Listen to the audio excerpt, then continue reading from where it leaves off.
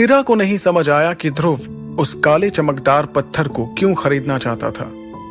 बाजार में घूमकर थक चुकी इरा ने कहा, ध्रुव, अगर अब तुम्हारी खरीदारी पूरी हो गई हो तो क्या हम घर चलें? ध्रुव ने मुस्कुराते हुए इरा की तरफ देखा और हां के इशारे में अपना सिर हिलाया। ध्रुव मन ही मन खुद से कहने लगा, आखिरकार अब वो दिन करीब है जब मैं अपनी खोई हुई शक्तियों को वापस हासिल कर पाऊंगा। लेकिन हकीकत तो ये थी कि उसके साथ कुछ ऐसा होने वाला था जिसके बारे में उसने कभी सपने में भी नहीं सोचा था। कुछ ही देर में ध्रुव और इरा शौर्य महल पहुंच गए। इरा के अपने कमरे में जाने के बाद ध्रुव सबसे ऊपर बने अपने कमरे में चला गया। उसने दरवाजा बंद करके अपनी अंगूठी की तरफ देखते हुए जोश के साथ कहा, आचार्य, देखो, मैं वो सब कुछ लेकर आ गया जो आपने मुझसे लाने को कहा था। ध्रुव के इतना कहते ही उसकी अंगूठी में से एक सफेद रंग की रोशनी तेजी से बाहर निकली, जिसके झटके से ध्रुव जमीन पर जा गिरा। अपने आप को संभालते हुए खड़े होकर उसने कहा, हर बार इस तरह से आना जरूरी है क्या? मुझे कुछ हो जाता तो? ध्रुव की इस बात पर विदुर ने हंसकर उसके इर्द गिर्द घूमते हुए कहा, अब जब तक मैं तुम्हारे साथ हूं, मैं तुम्हें कुछ भी नहीं होने दूंगा। इस पर ध्रुव ने थोड़ा बेरुखी से कहा, हाँ हाँ, ठीक है, वो तो देख ही रहा हूं। पहले तो खुद ही मुझे चोट पहुंचाते हो और फिर खुद ही कहते हो कि मैं तुम्हें कुछ नहीं होने दूंगा। फिर अगले ही पल ध्रुव ने अपने बेड के सामने रखी टेबल पर सारा सामान रख दिया और पूरे जोश में कहा, ये देखो, आपने जो जो सामान लाने को बोला था, मैं वो सब कुछ लेकर आ गया हूं। अब आप जल्दी से मेरी ट्रेनिंग शुरू कीजिए। अच्छा लग रहा है तुम्हारा ये जोश देखकर, मुझे सचमुच बहुत अच्छा लग रहा है। अगले ही पल विदुर ने ध्रुव को ऑर्डर देते हुए कहा, जाओ, जल्दी से एक बड़े से बर्तन में गर्म पानी लेकर आओ। आचार्य के मुंह से यह सुनकर ध्रुव को थोड़ा सा अजीब लगा, लेकिन वो उनकी बात मानते हुए कुछ ही देर में एक बड़े से बर्तन में गर्म पानी लेकर आ गया। विदुर ने बाजार से लाए हुए सामान में से कुछ जड़ी बूटियों को उस गर्म पानी में डाल दिया। उन जड़ी बूटियों के पानी में घुलने से धीरे धीरे पानी का रंग बदलने लगा और तभी अचानक विदुर ने चुटकी बजाई। उनके चुटकी बजाते ही ध्रुव के कमरे में, उसके बेड और उसके टेबल के बीच एक कालीन ने जगह ले ली। उस कालीन पर विदुर ध्यान की मुद्रा में बैठ गए और उन्होंने ध्रुव से कहा, मेरा मुंह क्या देख रहे हो? आकर मेरे सामने बैठ जाओ। आचार्य की बात मानते हुए ध्रुव उनके ठीक सामने कालीन पर बैठ गया और ध्यान से विदुर को देखने लगा।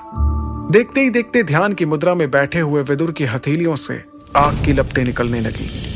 अगले ही पल विदुर ने अपने दूसरे हाथ की हथेली को उस आग वाली हथेली के ऊपर रखा। ऐसा करने से वो आग बुझ गई। ये सब देखकर ध्रुव का चेहरा खिल उठा। तब विदुर ने ध्रुव की तरफ देखते हुए कहा, अगली बारी तुम्हारी। ये एक बहुत ही साधारण सी टेक्निक है। इसके जरिए मैं देखना चाहता हूं कि तुम्हारे शरीर में ताकत कितनी है। अपना पूरा ध्यान हथेली पर केंद्रित करते हुए जैसा मैं कर रहा हूं वैसा करो। विदुर की इस बात पर ध्रुव भी ध्यान मुद्रा में बैठ गया।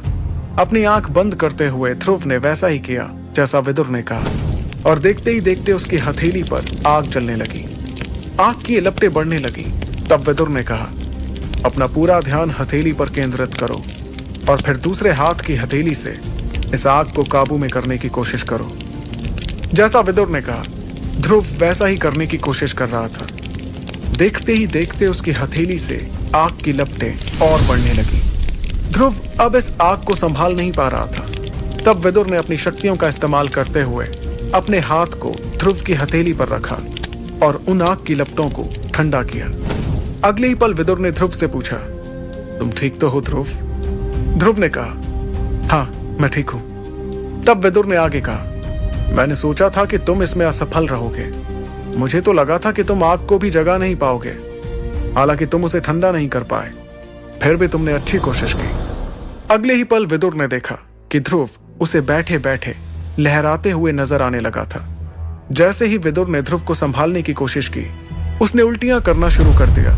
यह देखकर विदुर घबरा गए, क्योंकि ध्रुव कोई साधारण उल्टी नहीं बल्कि खून की उल्टियां कर रहा था। विदुर उसे संभालने की कोशिश कर ही रहे थे कि ध्रुव बेहोश होकर कालीन पर गिर पड़ा। विदुर ने चीखते हुए कहा, ध्रुव, अपनी आंखें खोलो, अपनी आंखें खोलो ध्रुव। ये तो सिर्फ तुम्हारे शरीर की ताकत को देखने के लिए एक छोटा सा प्रयास था। ऐसा कैसे हो सकता है? ध्रुव की फिक्र करते हुए आचार्य विदुर ने उसके शरीर के सामने कुछ मंत्र पढ़ने शुरू कर दिए। उन्होंने अपने दोनों हाथों को खोल दिया, जिसमें से सफेद रंग का धुआं निकला। उस धुएं ने ध्रुव के पूरे शरीर को ढक लिया और देखते ही देखते ध्रुव की दोनों आंखें बंद हो गईं और वो गहरी नींद में चला गया। तब विदुर ने उसके चेहरे की तरफ देखते हुए खुद से कहा, तुम्हारी किस्मत बहुत अच्छी है ध्रुव, बहुत ही अच्छी। खुद से इतना कहने के बाद विदुर ने ध्रुव को कालीन पर सुला दिया और अपनी शक्तियों से ध्रुव की शक्तियों को बढ़ाते हुए कहा, अब से मेरा भविष्य भी तुम पर ही निर्भर है। कल से तुम्हारी जिंदगी के एक नए दिन की शुरुआत होगी। अगली सुबह जब ध्रुव की नींद खुली तो उसे अपने शरीर में एक अजीब सा बदलाव नजर आया। उसे ऐसा बिल्कुल भी नहीं लगा कि कल की ट्रेनिंग के दौरान वो उल्टी करते हुए बेहोश होकर गिर पड़ा था। कुछ देर के बाद ध्रुव का ध्यान हरे रंग से भरे हुए पानी के जार पर गया। उस जार को देखकर उसने अपने आप से कहा, अरे ये तो शायद वही है जो कल आचार्य गर्म पानी से बना रहे थे। कहीं ये अमृत धारा तो नहीं जिसके बारे में आचार्य ने मुझे बताया था। इतना कहकर ध्रुव उस हरे पानी के जार के पास पहुंचा और उसे गौर से देखने लगा। तभी अचानक उसकी अंगूठी में से एक आवाज आई, हाँ, तुम बिल्कुल ठीक सोच रहे हो ध्रुव, ये वही अमृत धारा है जिसके बारे में मैं तुम्हें बता रहा था। और अगले ही पल विदुर ध्रुव की अंगूठी से बाहर आ गए और कहने लगे, तुम फिलहाल उससे दूर रहो और मैंने जो तुम्हें कुछ चीजें सिखाई थी उन्हें दोहराते रहो। और हाँ, कल मैं तुम्हें चमकीले काले पत्थर के बारे में कुछ चीजें बताना भूल गया था, उसे ध्यान से सुनो। विदुर के इतना कहते ही ध्रुव ध्यान से उसकी बातों को सुनने लगा। ये चमकीला पत्थर मार्कस के किसी योद्धा का लगता है। इस पत्थर में क्लास 2 टेक्निक छिपी है जिसका नाम है वैक्यूम हैंड। हालांकि इसका लेवल जो है वो लो है। चमकीले पत्थर की यह खासियत सुनकर ध्रुव बहुत खुश हो गया। उसने जोश में आकर कहा, क्या बात है, मैंने कभी सपने में भी नहीं सोचा था कि किसी योद्धा की वैक्यूम हैंड टेक्निक मेरे हाथ लगेगी। आप मुझे कब इसकी शक्तियों का इस्तेमाल करना सिखाएंगे? ध्रुव को इतना खुश देखकर विदुर ने कहा, अरे रुको जरा, पहले मेरी पूरी बात तो सुन लो। विदुर के इतना कहने पर ध्रुव चुपचाप उनकी बातें सुनने लगा। अपनी बात को आगे बढ़ाते हुए विदुर ने कहा, तुम इस वैक्यूम हैंड टेक्निक का इस्तेमाल तभी कर सकते हो जब तुम्हारी शक्ति का सितारा सामने वाले की शक्ति के सितारे से ज्यादा हो। यह बात सुनकर ध्रुव थोड़ा सोच में डूब गया। तभी विदुर ने उसे वैक्यूम हैंड टेक्निक के बारे में एक और हैरान कर देने वाली बात बताई।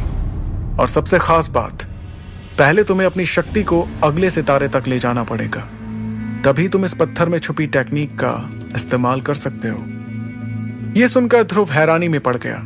उसे हैरान देखकर विदुर ने कहा, अगर तुम इसका इस्तेमाल करना चाहते हो तो कड़ी मेहनत करना शुरू कर दो, तभी तुम इसका इस्तेमाल कर पाओगे, वरना भूल जाओ कि कभी तुम्हारे हाथ मार्कस के किसी योद्धा की टेक्निक आई थी।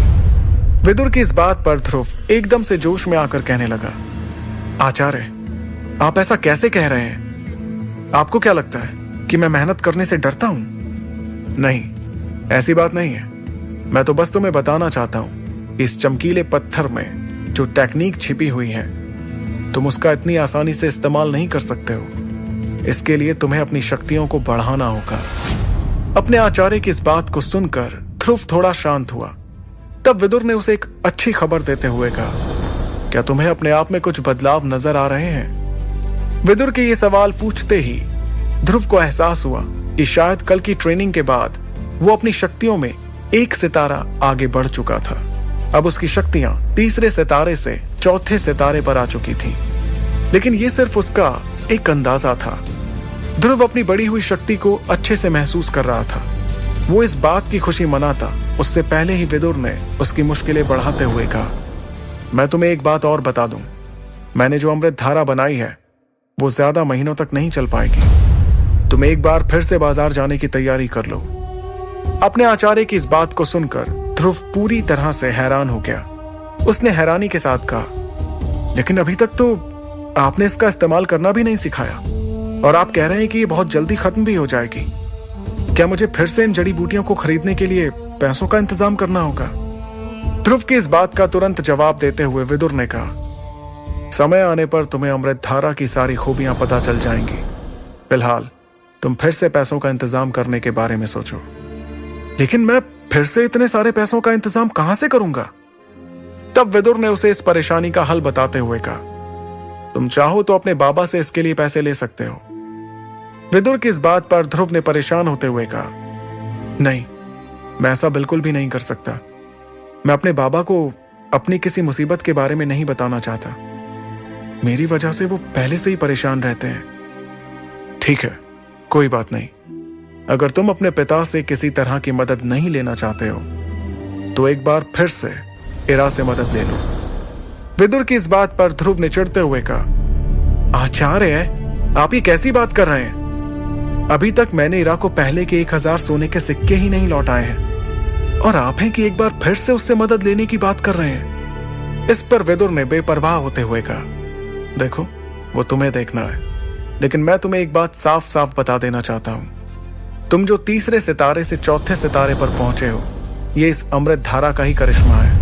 जब तुम ट्रेनिंग के बाद बेहोश हो गए थे तो अमृत धारा के पानी में लेट कर ही तुम्हारा शरीर फिर से ठीक हुआ है। अमृत धारा की यह खासियत सुनकर ध्रुव पूरी तरह से हैरान रह गया था।